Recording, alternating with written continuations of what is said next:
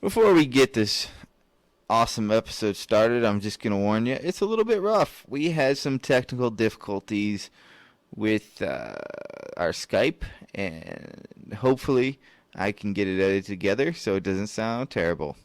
Sorry for that, but what can you do? Sometimes you got to roll with the cards you're dealt and do the best you can. If you want to check out the sponsors of the show, as always, we are sponsored by Mountain Ops, or actually, I'm going to change that. We're partnered with Mountain Ops.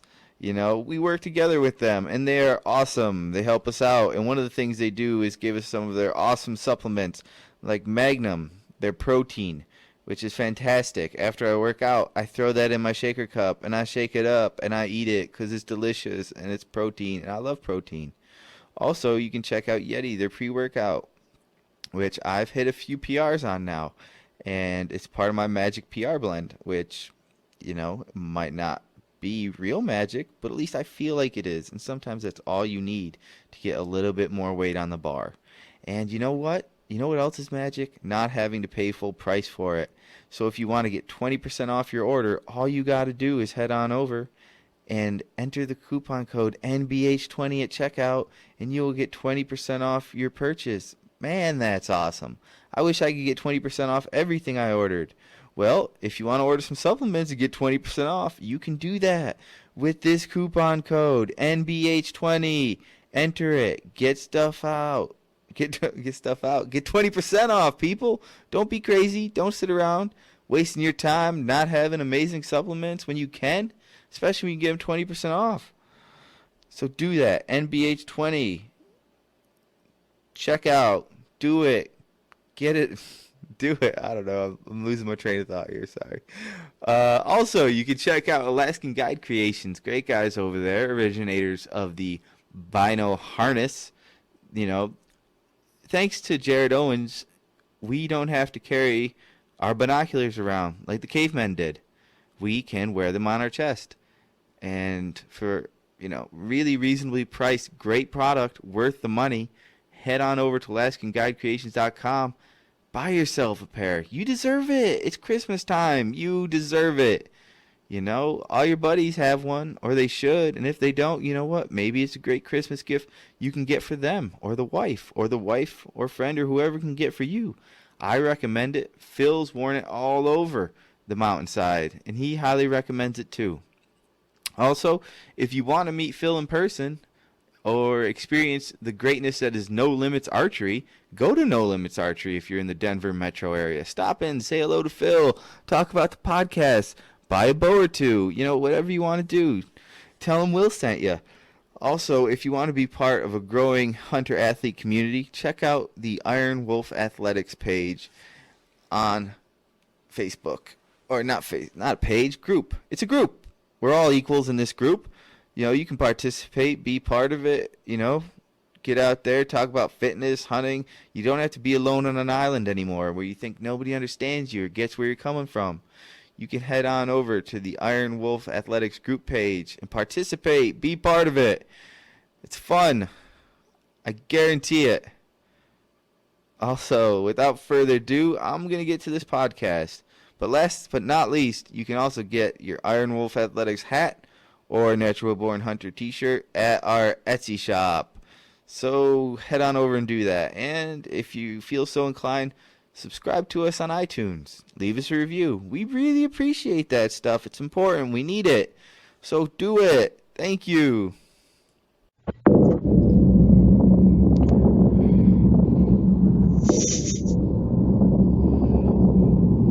Phil, are you in like a really dark room or something?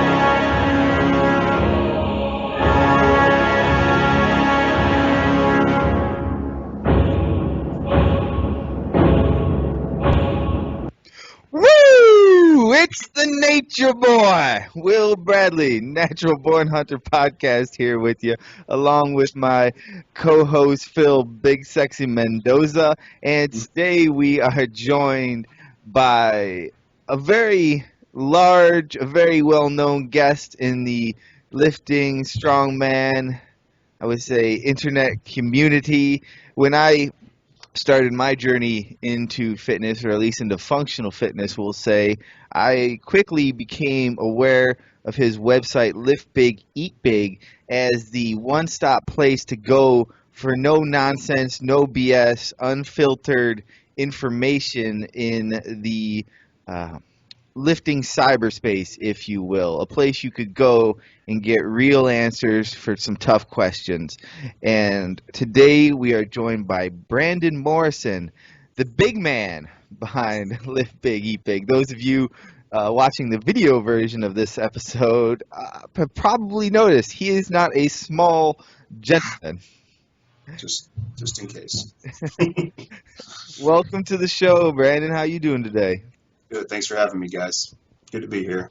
Thanks for coming on. So, what got you going on Lift Big Eat Big? Where did this come from? How did it start?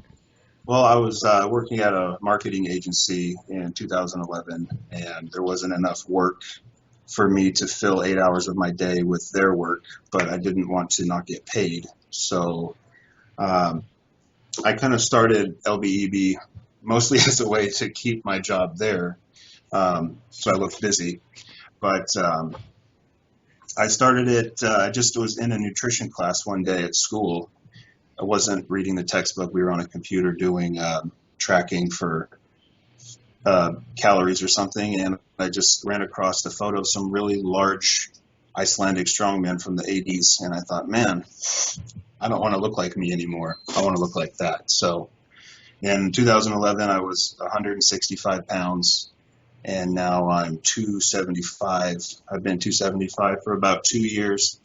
And I kind of started it, too, to just post my little versions of rants against things that I thought were kind of silly in CrossFit when I was doing CrossFit. And then it just turned into a place where I wanted to sell a couple T-shirts. And then fast forward about a year, and I had a roster of athletes and athletes around the world. We were doing seminars, programming for some competitive athletes, and now I've kind of settled into the role of sponsoring some world champs, doing the survival videos, the cooking show, and just generally wrestling jimmies. So what took you from what did you say you were 100 and It was 165. I'll send you a photo. 165. That's Dude, that's slender. 110 pounds. Well, I got up to 292. It wasn't a good 292, so I spent the last year just kind of losing some fluff and sticking around 275 at a good looking weight, I think. How tall are you? 6'5", so I could be over 320 and probably still look okay, but I kind of like where I am now. Yeah, you're a big looking 6'5" too. Like I've seen some small looking 6'5s, but you're like a 6'5" that looks like you could be 7 feet. I think it's the leg length. It's pretty long. Deceptively long legs. Yeah, it's they're long, so they look a little bit skinny from certain angles, but they're not. I promise. Skinny, got to deal with skinny leg syndrome. Yeah, I mean, I get called fat and skinny, like on the same post. It's a real treat. What's it like wrangling an internet company? I mean, you got to have a lot of shit talking going on out there. Oh, yeah. I mean, sometimes I will intentionally post things to wrestle certain jimmies to get some people off of the page that I don't want there. Just because some people are there to disrupt the group. I like when the group is happy. If there's people there that are solely there to troll somebody, I just ban them because I'm interested in keeping the group happy and learning. I don't really want to have a site where we just mock CrossFitters or people on a BOSU ball. I used to, but exclusivity is not a great way to grow a business, I think. So I try to be inclusive to most people. Unless you're an asshole, then I don't want you. And the thing is, something like, I would say, CrossFit because I do CrossFit, but I've now have one strongman competition under my belt, so I'd consider myself an expert. Me too. But if it wasn't for CrossFit, I wouldn't have gotten into strongman. No. We have a coach who's very into strongman. That's kind of his thing. If he ever does a CrossFit workout, he'll sub everything for strongman as things. He's done a number of competitions, and he's the one who turned me on to lift big. Nice. And he was like, "Hey," because I always carry my gallon jug of water around, and he's like, "Hey, have you ever seen Lift Big Eat Big?" I'm like, "No." He's like, "You have to. You're gonna love the logo." Yeah. And Yeah, it's honestly one of the best designed logos I've ever seen. Did you do that yourself? no, this woman, the original one where the jug is a little more, looks more like a jug. A woman named Jennifer Iron did that one. And the updated one, it looks a little more meaty and angry. David Quasha updated that one. But I do like the logo. I also like the name. The name is advice. How do I get big? You lift big and eat big. So I think it's a nice little self-contained logo and business name. I don't really recommend doing the gallon of milk a day anymore. That's what the logo was for. But in a pinch, if you do need a lot of calories that come with a bunch of water, that's a way to do it. It'll just smell really bad. So that was originally designed for a gallon of milk a day. And here's a question I'd like to ask you because this is someone recently told me about this, and I'd like to get your take on it. They say after workout is one of the few times they'll have sugar, and it will be through like non-homogenized chocolate milk that they'll mix in with the protein shake. Are there benefits to non-homogenized milk or chocolate milk, or what's the story on that? I believe non-homogenized just means the fat particles in it aren't reduced to an amount. Like you'd open the milk and there's a layer of cream on the top. It doesn't make a difference. It's a personal preference thing. Non-homogenized, I think, I could be wrong, but I believe it means it's passed through a strainer that's incredibly fine, so the fat particles stay in the liquid without binding back together and forming clumps. I like clumps, but there's nothing magical about them. And actually, the marketing job that I was in was for the dairy industry, and we had to push chocolate milk a lot. But I do think it's a nice after workout thing. I personally don't drink a lot of chocolate milk. There's something about how much sugar is in there. Like we were selling one, I'm not going to say the name, but it was like 14 grams of protein, 88 grams of sugar, and that ratio was just crazy for me. So I like a 2-to-1 ratio of carbs and protein, but that's just too much sugar, even for me, unless it had more protein in it. But That's why they sugar, push it so hard.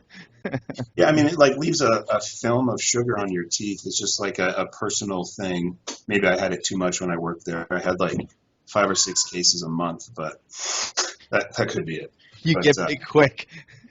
yeah, it's like 20 16-ounce bottles times 5.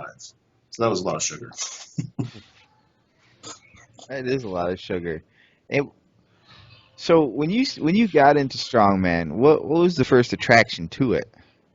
Um, well, I honestly don't consider myself a great lifter. I'm good at some things. The things I'm good at typically are things that other people are really bad at, like axle snatches or goofy stuff like pulling a 605-pound deadlift with no warm-up, which is like 20 pounds under my max. I just walked in the gym and did it. Took off my backpack and did it. So I'm kind of good at goofy stuff. I'm really good at stones, but what attracted me was the fact that I'm not great with barbells. I have this like learning disorder that makes proprioception a little bit difficult, as well as I was born with congenital knock knees. So squatting and snatching and cleaning and all that, my knee angle just comes in from my hips. So strongman is a way that I can kind of get around this sense of having perfect form with everything, like pressing stuff out on a snatch or a clean. And there's a lot of technique involved in strongman, which Alana Casey has taught me a lot of. But I just like the idea of get it done however you can. There's no rules on pressing out. It's ground to overhead, lock out, however you can. So that was really appealing to me, is just oddly shaped objects that kind of mimic things in the actual world, like snatching, cleaning, is not functional to me because you'll never like put something on a shelf by catching it in a squat and then pressing it up. But if you're loading like a 400-pound smooth stone onto a platform, that's going to be a lot like moving day if you're moving houses or something. So it just really appeals to me, the sense of picking things that aren't built to be picked up. I've always liked that.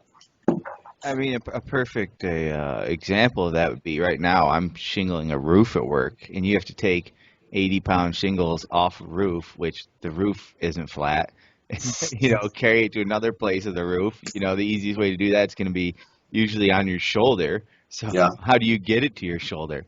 Well, it's going to be some sort of clean, and it's not going to be that perfect lineup with it directly over the center of your feet, With the perfect bar bar path that's thing. to fit in your hands and everything. Yeah, that's exactly what I mean. Like that sounds like a block press, which I like too. Just like a 200-pound steel block or a concrete block. Get it up however you can and block it out. Go away. Yeah, there's something to be said for that kind of just. I would almost say it's a more raw strength. Yeah, I mean, like I was saying, because a barbell is built to fit in your hands. It's perfectly loaded on each side. Um, and there was one America's Strongest Man I saw where they had to pick up a 55-gallon barrel of water and carry it like 50 meters, which is crazy. That thing was so huge. And it's an actual thing that you would see in the world. So I'm not really this big proponent of, oh, that's not functional. You wouldn't do that in real life. But for the type of lifting I want to do, I want it to be short to the point where I can go as hard as I can without everything breaking down. So most events are like 60 or 90 seconds. And I just like the idea of trying to use whatever limb advantage you can to finish the event. So some people say strongmen are the masters of leverage, and I think that's pretty true. If you've ever seen a log press or a stone, you got people's back angle like this with the stone sitting on their chest. So that's always appealed to me. I've got a question as far as kind of strongman and competitions and stuff. I grew up watching the competitions on ESPN and everything else, and even more so, I know a friend that works with some of the guys that do some strongman competitions, but in an actual competition or event, is there any baseline as to certain events, or is it just any rhyme or reason as to there's any particular event can happen at any different event? How do we pick events? Yeah, exactly.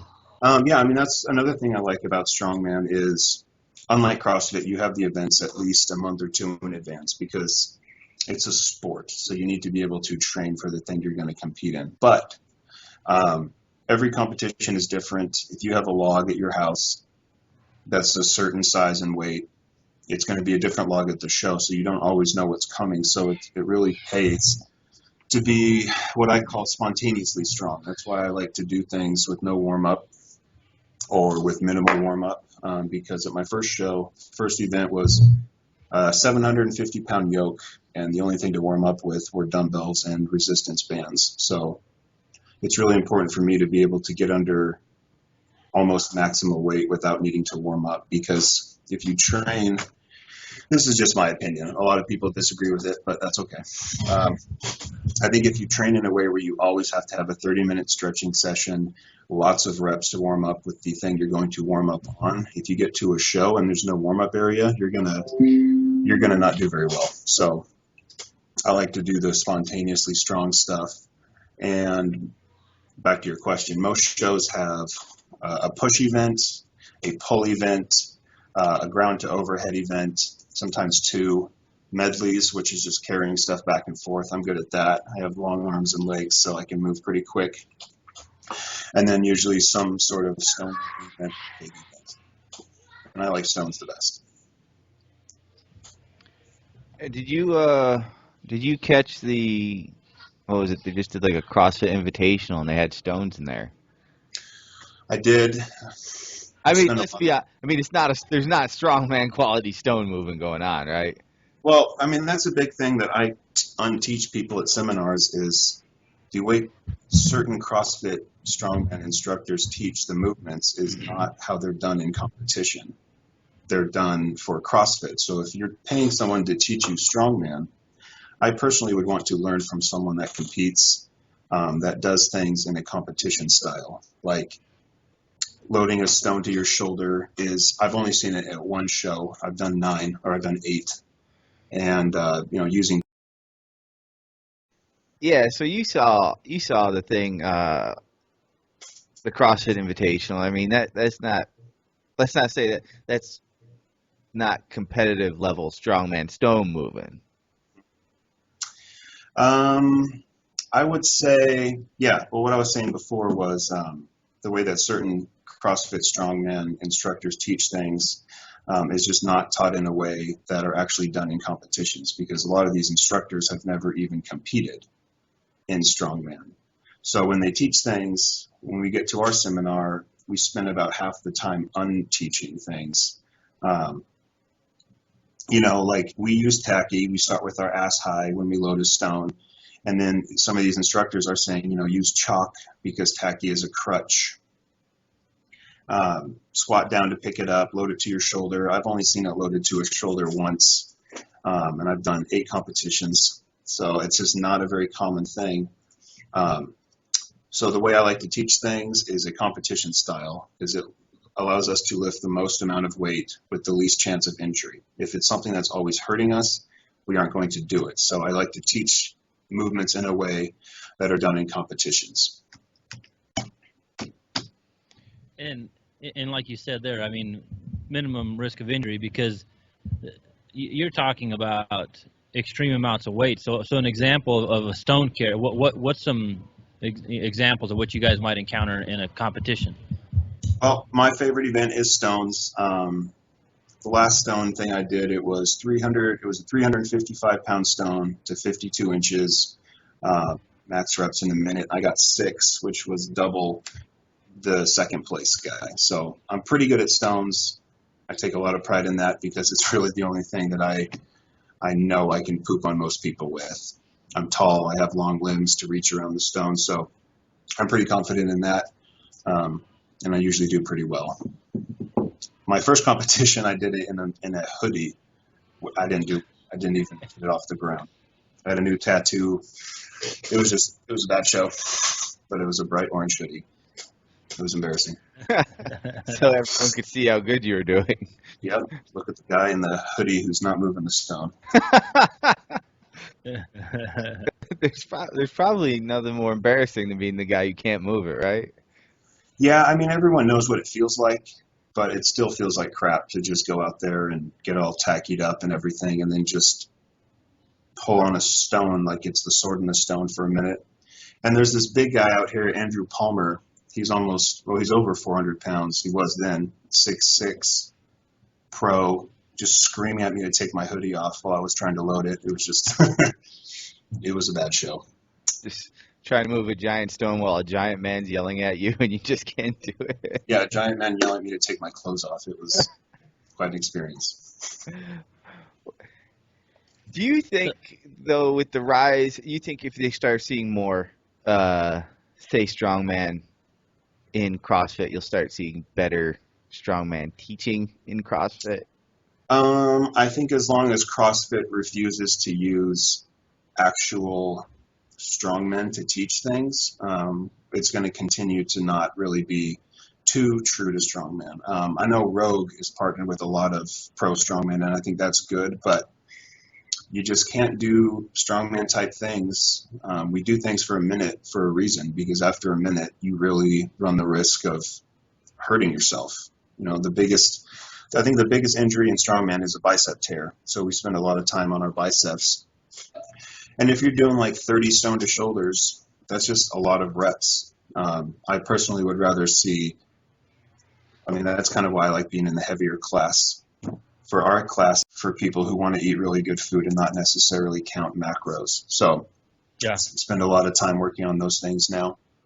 Yeah, I was going to do a kind of little video on that, just because I grew up eating that stuff, and I mean my dad's from Mexico, so it was one of those deals, having the different flair from a different region with a very similar food that we eat regularly. Yep. I tell you what, man, it's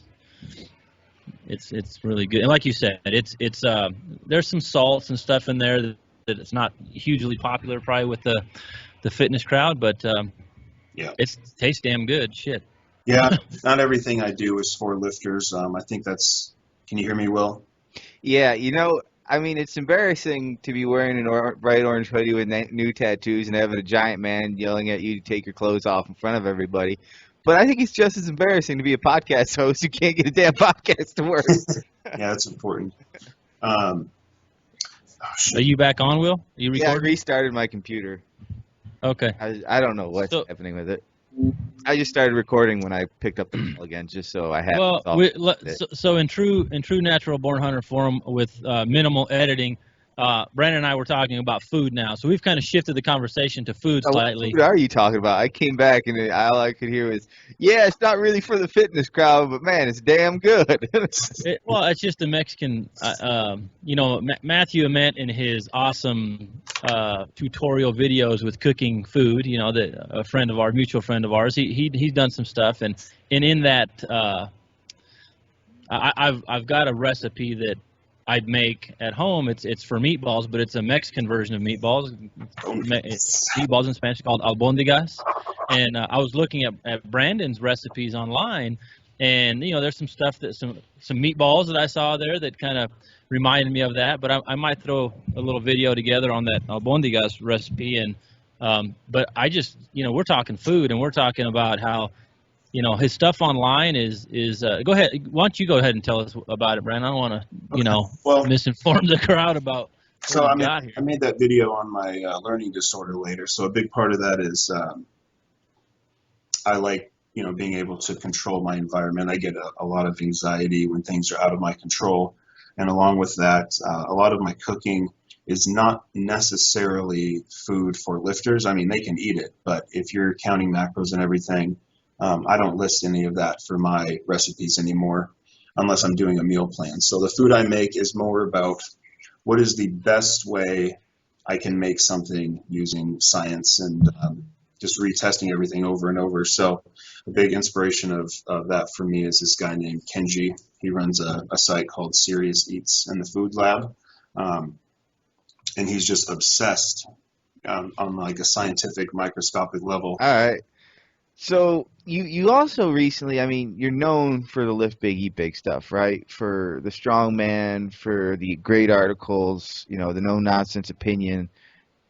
What about now I see you have a sweet strength stumbling over my own words. A really sweet grip strengthening hammer. Yeah. That's from strongergrip.com, only sold through us. He just makes the coolest grip training stuff. I had some of his original hammers. They're like 22 pounds, loadable with steel shot, and it's got like a 3-inch handle, a big red rocket button at the bottom. But it's just a great tool for striking tires or doing, what are they called? Pretty boys. We just hold it and lower it to your face and back up like with a big sledgehammer. But yeah, I think that's a pretty great tool. I use it a lot for some of my firefighting women that I'm coaching to prepare them for their CPAT test, which worked out pretty well. So I got the grip strength stuff, but I think what really sets my site apart from other lifting sites is I am a businessman who lifts. I'm not a lifter who owns a business. So I think I have a lot more to offer than simply squat depth articles and deadlift advice. And I got my degree in theological archaeology and historical religion. So not religious anymore. A lot of things you can do with that degree, huh? Nothing to make money, but it does train you to think in a different way. So I try to incorporate a lot of historical stuff into my posts. I am pivoting the brand away a little bit from just lifting, as you can see in those survival and outdoor videos. I'm trying to get the live big aspect of it going because I do travel a lot and I just have a lot of interests and I don't want to be pigeonholed by just lifting and eating. So I'm trying to expand that a little bit. That's understandable. And tell us a little bit about the whole live big thing, because I've watched your videos recently. You're going out into the wilderness, kind of sticking to a little more traditional way of going about these adventures. So tell us about that. Yeah, so I mean, I was homeschooled for most of my childhood, and when we would study history, we wouldn't just read about it. This might sound like child abuse in this day and age, but when we studied the Mayflower crossing, we studied it for a month, and then we lived in our attic for a week and had to cook food up there and sleep up there and do our school up there to see what it felt like to be in a small, cramped area. Or when we studied Valley Forge, we had to go live in the snow for 2 days and make cornmeal food and stuff from bacon only. And then my favorite was when we studied the Civil War. We studied that for an entire summer, and then we spent a few days in the mountains building field tents and hospitals and trenches and stuff like that. So this new series I have now, you guys there? Yep. Can you hear me? Can you hear me? Can anyone hear me? You guys there? Yeah, can you hear me? Hello? Phil, can you hear me? You guys there still? Yeah, can you hear us? I can hear something. I can hear Phil. Yeah, I've got you guys. All right. So now it's happening to you. Damn it. Okay, now I see you guys. Did you hear everything I said? Yep. Okay. Yeah, so when we studied Gettysburg, we had to go dig the trenches and all that stuff just to kind of see what it was really like. So now when I read history, I literally need to experience it to understand it. So this new survival series I have, it's like half survival, half of what I call living history, where, I mean, you can read about pioneers and everything, but I want to know how crappy it is to carry a flintlock through the snow and just focus on keeping it dry, or carrying minimal amount of food and having to build a shelter using tools they had. So it's a way for me to experience the stuff that I study to get a better grasp on it, because history makes me real emotional studying it, especially when I can kind of experience some of it as well. So it's just a way for me to get my interests out there. I'm a bit of an introvert. I don't really like hanging out with people, so it's a way for me to interact with people without having to actually look at them, if I can film it all. But yeah, I get a huge, huge kick out of, I don't want to say reenacting because that sounds a little goofy, but just kind of understanding what it's like to live the way they did, aware of how my body will react to something. So I think just being in tune with your body has definitely helped with hunting, or knowing that if you have a certain pain somewhere or a cramp or something, I'll know how to fix that. But generally, I don't know if squatting makes you a better hunter. Mentally it will help, but there's just something about hunting that sucks. I always say hunting, camping, surviving sucks until you get back and you think about the good stuff only. You forget the bad stuff, and then you want to go again. But sometimes while I'm doing it, it's just the most miserable thing ever. But when I get back, I can't wait to go back out. So I think kind of training yourself to be able to suck it up and get through some hard stuff has helped from the lifting side for sure. You end up almost a little addicted to the abuse. Yeah. You have to be a little crazy to be a lifter and an outdoor person. So if you can do both, you're definitely crazy. What's your favorite trend right now you see going on in sports and fitness? I guess my favorite trend would just be, can you rephrase the question? What's your favorite thing right now going on in fitness? Let's put it this way. What do you see going on right now that you're like, man, this is new and exciting. This is interesting. I'd like to look more into it. I do like that more people are getting into actual lifting. I know that's so stereotypical, but on the same side as that, I do like that more people are now going back to the idea of, yes, lifting with machines is okay.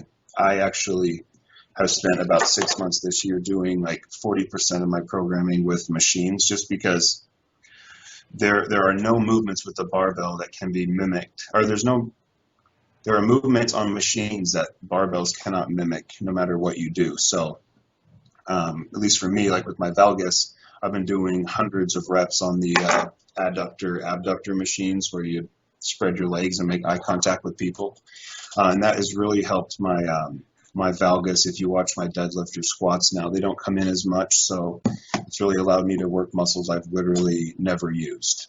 So I think that's good that people are now recognizing there is more to life than squat, bench, deadlift. You cannot do that and expect to be great. And the people that are real proponents of you only need to do squat, bench, deadlift, and strict press are typically not very strong. The strongest people I know recognize the need for everything. Like Matt, get bigger, every machine, every free weight. And I'm a big fan of non-dogmatic training. I've noticed that when people are new, they only think one way is the only way because it's the only way they know. And they don't want to think that they, A, may be wrong, or B, there's something better out there that they don't know. So I think when people get better, they start to realize there are a million different ways to get to the same goal. So that's what I like. I like that people are now getting stronger and recognizing, like CrossFit is so against bicep curls, it's hilarious. It's a muscle that you need to use. Pretending like it's a muscle you need to be ashamed of is why people are walking around with small biceps. I mean, in our sport, biceps are super important, and mine are pretty small. I got long arms, but I'm trying to get them bigger, but just less dogmatic about training. And I see it a lot more in people that don't have a lot of experience, myself included, when I started. So that's a good thing for me. I do a lot of bicep curls, Good. but that's part of. I mean, you got to do what you enjoy doing, you know. Yeah. I mean, sometimes I'll just do 10 minutes of curls with a 45-pound barbell. I filmed it a couple times. It's really boring, but you can see what I'm doing. That's true. You're not gonna make it exciting, get a lot of hits videos on YouTube just curling. No, it's the 10 minutes of your life you won't get back video series that I have. Big hit, right? People, people still watch it. And then they get mad at the end, like, what the hell? Just curls? Like, yep, it's in the title. What's your biggest video you've done? I think the biggest video I've done, let me go look. I'm pretty sure it was some of our more produced videos. One of my friends is a videographer. He's a great guy. And I would say the highest viewed video we have is the one that he produced with music and slow-mo and everything. But People love slow motion. oh man, I love it. I'm obsessed. Like if you look at my YouTube, it's 40% slow-mo, like dirty porn stuff because it's in slow motion. I get a pretty big kick out of that. And the more those things annoy people, the more I want to do them. I love rustling jimmies. But yeah, right now a lot of the video views are just coming from the cooking videos, which is fun. I get to cook with my shirt off. I see that you have a pretty, I would say, it's almost iconic outfit you wear cooking. Yeah, it's a denim apron that I got from an old school butcher shop. So I got that. It just allows me to have fun without having to hang out with people, but still let them see my video later. So I do that, and I do a lot of, I make a lot of my own butter. It's a really boring thing to do, so I try to spice it up with reenacting movie scenes with. Actually, I'll send it to you right now. It's gold. I love it. Butter. Yeah, I saw one of the aprons on your site. I might have to try to pick up. I don't know if I'll fit into it, if it's for like bigger people. But the whole adult apron, my favorite animal is steak. Yeah, it's a good one. I like it. I like it. I actually really like, you have a fitted hat on there, but I couldn't find it. I've seen you wearing it, but then I couldn't find it on your store. Was it, let's see, is that like a snapback or like a Yeah, trucker I think it's snapback? that bag. Yeah, maybe you looked in the gear shop and not the apparel shop. I don't know. I've been Sometimes. all over them. Okay, well, I, I'll send you a link for those too. yeah, let's get a link for these. We'll pass it on to our listeners. Sweet. I sent you that my latest butter video. I send it on this chat just right now. It's comedy gold. I'll add that for anyone who wants to see Brandon churn some butter. I mean, just do something without your shirt off and people will like it. That's pretty much the game. See, where you're getting big guys telling you to take your clothes off, I usually get people telling me put them back on. Well, you just got to look at them with really heavy eye contact and don't say anything, and then they'll stop saying dumb things to you. Just Try that. loudly and lowly, and they'll leave you alone. That's what I do. Let me ask you this, and this is kind of a little bit of a hot topic in the running industry. Flat brim versus curve brim. I do not curve. I don't want to look like a T-ball coach anymore. I used to curve them down. Phil, what's up? I turn mine up because I have a huge head, and I'm not crazy about being bald, so I try to wear a hat a lot. But I do like to turn my bill up. No folding for me. Plus, I don't wear the thin hats like Phil has. I do have one. It's a 5'11" hat, but otherwise I just wear the flat brim hats. Turn them up. So I'm gonna usually this conversation with Will and I goes to quite a bit of bickering, but when there's a 6'5", almost 300-pound man telling me he's not for the curve brim, I'm gonna shut up my mouth. I got special taste, so you don't have to listen. I will say this: you're probably better off with the bald head because I think you look more badass. Well, I mean, I guess people do respect a bald head, even if they don't find it more attractive. But I would really like to have Brad Pitt's hair from the Fury movie. That would just be so tight. But I think being bald is a little more timeless than a trendy haircut, I tell myself. But yeah, it's not bald by choice. It's bald by fatherhood. You know, my dad's balding.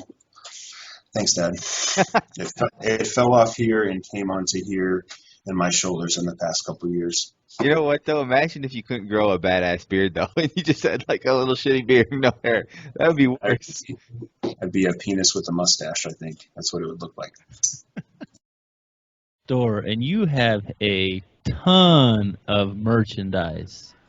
Yeah. Now, like you said, you're a businessman that lifts. I can, dude. You must be killing it. You got to be killing. There's a whole bunch of stuff in here that I like. Well, it's funny. When I started, my biggest source of income was the apparel. But now there are 1.5 million brands that can pop up overnight with some dumbass like squat quote on the shirt that they stole from somebody else. So the market is just so saturated. The money's just not there like it used to be. But on the flip side, all of my coaching and consultation money is up, and that's what really keeps the business going is the coaching. So the apparel is not really money I count on too much anymore. I don't put too much time into it just because when I started, there was like 5 or 6 non-CrossFit brands that CrossFitters listen to, but now there's dozens and dozens, and we're all selling the same stuff. So I'm really trying to get away from apparel and more into real world equipment like the singlets that nobody else has or the Those are pretty cool. Yeah, I think Phil should wear one of those singlets. I'm real proud of the singlets. They're pretty cool. They're actually rowing kits from the UK that I now use for singlets. You know what I've seen Brandon model a lot of too, Phil, that I happen to love? What's that? Tights. Tights. The tight game up. Yep. Yeah, that's this local place called Bombsheller. They make some pretty cool stuff. But yeah, you just got to wear stuff. And I've gone to their website after you posted stuff, and I could not find those tights. I couldn't find men's tights. Well, they're unisex. Oh, I kept looking for the men's section. Couldn't find it. Well, you're on a spandex site, so. Brandon's wearing ladies' tights, so that's where I went wrong. Yeah, I mean, actually, I've worn specifically tights for women before because they didn't make any men's. But yeah, these were specifically women's tights from Australia. And you just wear stuff confidently enough, and no one's going to give you crap about them. Or they do, and you just don't Dude. anyway, and then they get jealous that you don't care, and then they copy you. That's what happens. I'm not trying to interrupt you guys on the tights talk, but I'm gonna get me a Bicepticon shirt. I'm getting a Bicepticon shirt. Yeah, there's Bicepticon, Squattobot, and something else. Legatron. Yeah. Legatron. I'm gonna be repping a Bicepticon shirt on the Natural Born Hunter podcast very soon because, yeah, dude, Because you're gonna be doing. I'm gonna have curls, to. Phil. Hey, I do curls all the time. I may not be lifting as much weight as you guys, but Well, I think it'd be funny if you did. Some of my athletes, well, the one I train with, Matt Falk, he hates those Transformer shirts, but the more he tells me he hates them, the more I like promoting them. So it's just, they're popular. So I Brandon, think they're you're funny. telling me if I send you a 10-minute video of Phil doing bicep curls in his Bicepticon shirt, you're gonna put it up on Lift Big, Eat Big? Yeah, I'll post it. I like trolling my own people. hey, man, I'm down. I'm okay to be a sex symbol now and then. I'll protect you in the comments. It's a good job. One thing you may not, I don't even know if I told you this about Phil. So that competition, the Train to Hunt, we do. Phil is the 2014 Open champion of Train to Hunt, and he did not defend his title this year because he was sheep hunting, which I mean is a great excuse not to do it. But Hey, Bighorn sheep tag, man, you got to go chase those rams where they live. That was right where I was, but I What think state are you guys in for this? I'm in Colorado. I'm in Okay. New York. I think 2 people every year get those tags in Washington. It's a very big lottery ticket because there's just not a whole lot of sheep out here. Wild sheep, or what do they call them? You call them rams? Yeah. Rams. But Yeah. yeah, there's only 2 tags a year in the state. So if you do get one, it's pretty cool. But I've never actually seen one in the wild here. I did see 2 lynx. I saw a lynx walk by, 2 coyotes, and then another lynx and a coyote all within like 7 or 8 seconds of each other, just on the same little path. That was weird. That was good. And unrelated to what you just said. Sorry. That's all good, man. Yeah, We see squirrels here all the time. I got a fish Will back every once in a while. I go fishing on this show. Will, get back here. We've only had one episode we couldn't post due to some comments I may have made. Yeah, I got you there. I try to not swear too much on posts or anything just because I think it turns some people off, but sometimes, man. I'm a casual swearer too. Like I in the gym, the F word comes out. Oh, yeah. You know? In private life, I only swear. It's like 80% swear words and then a couple ands and ums. But other than that, professionally, no swearing. That's one of my rules. See, I'd rather say the F word instead of Like I feel like that's a real word. Is just a placeholder. That's a good point. Sometimes I just make up random words. Yeah. I don't know what else to say. Now, other than bicep curls, what do you think would be like 3 exercises hunters should try, or Lunges. swordsmen will say? Lunges, yoke, and pull-ups. Why those 3? Well, lunges, that's straight up walking up a hill. That's the hardest part of hunting for me, is just walking up hills with a pack on. Yoking, just getting used to being crushed by weight. If you need to carry out an elk hindquarter or something, or just getting used to the feeling of being crushed. And pull-ups, it's a pretty good body weight movement for your upper body if you ever need to pull yourself up rocks or whatnot. But other than that, if I had to pick 3, those would be the 3, just because I wouldn't really recommend squatting or deadlifting, simply because it's a controlled lift with a thing that wants to be picked up, that you won't really do too often out in the wild. But that's my opinion. Good, Will? Yeah, I like that. Sorry, my wife was asking me about me ordering her Christmas presents which is Oh, yeah. Which you did months ago. Let me tell you. No, I'm getting her maternity clothes, so it's a good thing I did order it months ago, having our first little baby. And this is something that now that we're having a baby, it's like one thing I really think about. Now I know Phil's just gotten his oldest boy, who's still a little guy. He's got him into MMA and fitness and stuff, and it's always one of those things where I see these little videos now of the baby doing like a squat with like a foam bar or something in their head, and I always think about like how much better they are at moving than I am. Yeah. I struggle to touch my toes. It's Yeah. much like a kid can just get in any position. Yeah. You can read and write though, and you can drive a car, so you're still slightly better. I'm far superior than you, young child. take what you can get. That's right. Well, I think I'm going to skedaddle off to breakfast soon. All right, brother. Thanks cool, a lot. man. Hey, we appreciate the time. We'll have to pick this up again because there's a bunch more questions I know that I have, but I might have to do that with a Legatron shirt on next time, and or maybe a I eat steak or a what was the other one, the apron? Did I tell you what? The steak. That's it. I'm all about it, man. Couldn't find that. I might be doing my Christmas shopping on the Live Big Eat Big website for myself. So you better hurry. What's that? Tomorrow is the shipping deadline. If you want it by Christmas for yourself, so you might want to skedaddle there. But yeah, that'd be pretty cool. Hey. Cool, man. Well, we appreciate your time, Will. I know that Will's got I got a lot of editing to do. And for having me, guys. It's a lot of fun. Yeah, man. We're gonna call this the soft launch of the Brandon Morrison episode, and we'll have to get you back on to do it more when it's up and running, more conclusive, full version. Yeah, sounds good to me. Just let me know when. Okay. All right, man. Thank you for coming up. Ladies and gentlemen, this has been the Natural Born Hunter podcast. Wake up, chase your dreams, repeat. I'm back. You thought the podcast was over. This super episode was done, but it's not, because I forgot one thing. Please subscribe or, leave us a really great review on our iTunes or go to YouTube. We're there too now. I know, my mind's blown as well. Thank you.